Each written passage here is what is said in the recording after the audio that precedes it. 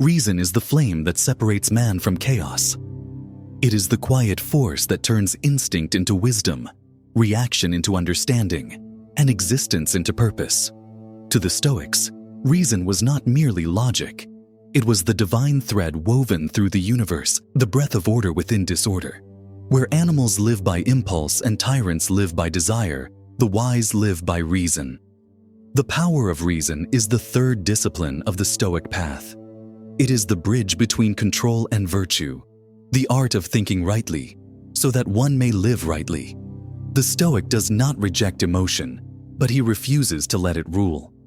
He subjects each feeling to examination, asking, "Is this true? Is this useful? Is this mine?" In that examination, passion becomes clarity, and clarity becomes strength. Epictetus said, "If you wish to improve, be content to be thought foolish." Reason does not shout, it listens. It does not chase applause, it seeks understanding. And often, the reasonable man appears strange to those still lost in reaction. When others panic, he breathes.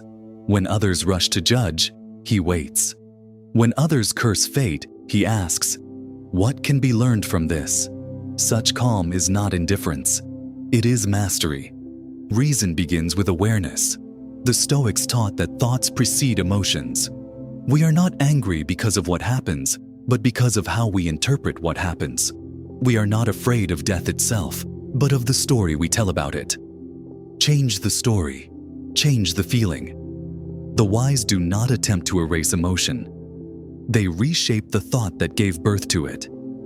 The undisciplined person reacts first and thinks later.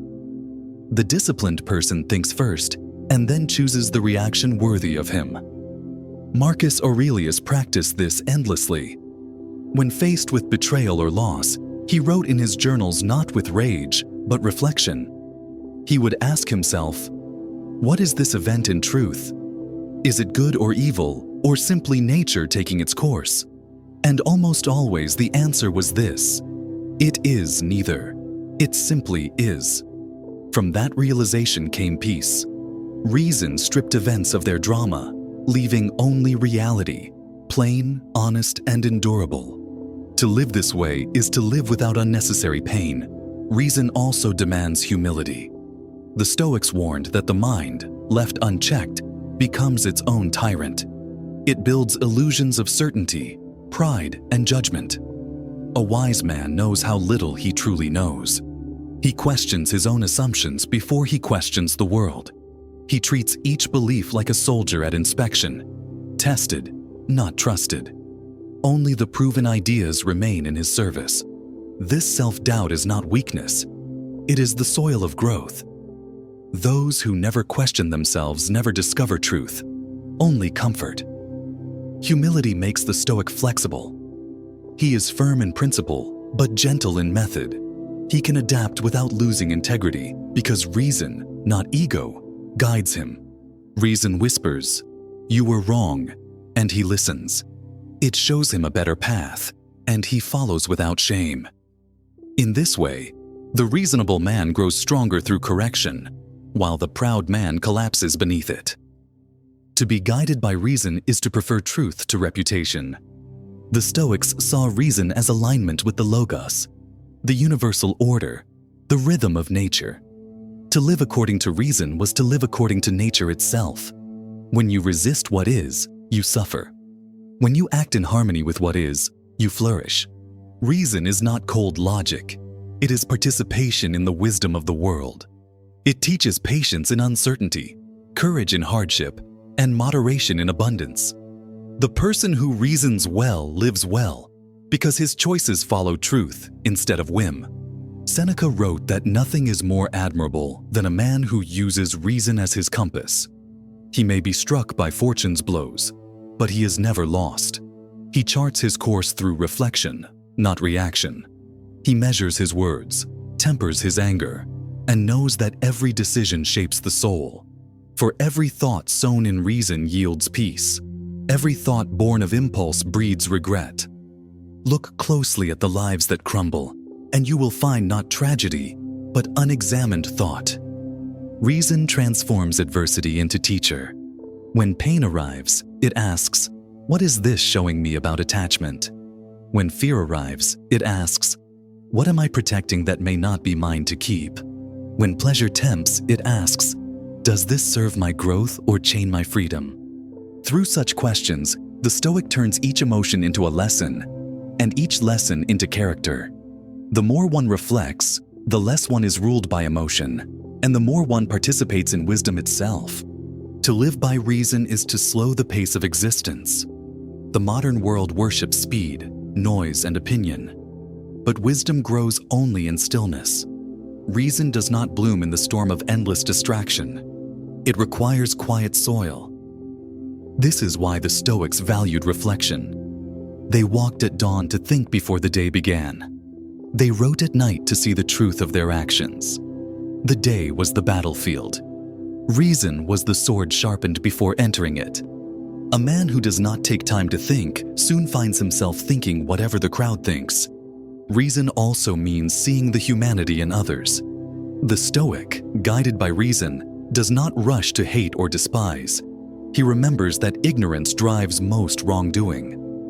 As Marcus wrote, "When you meet the unkind, remember they act out of blindness to the good.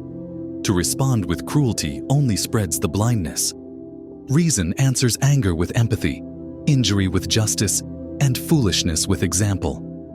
It is firm, but never cruel, clear, but never cold.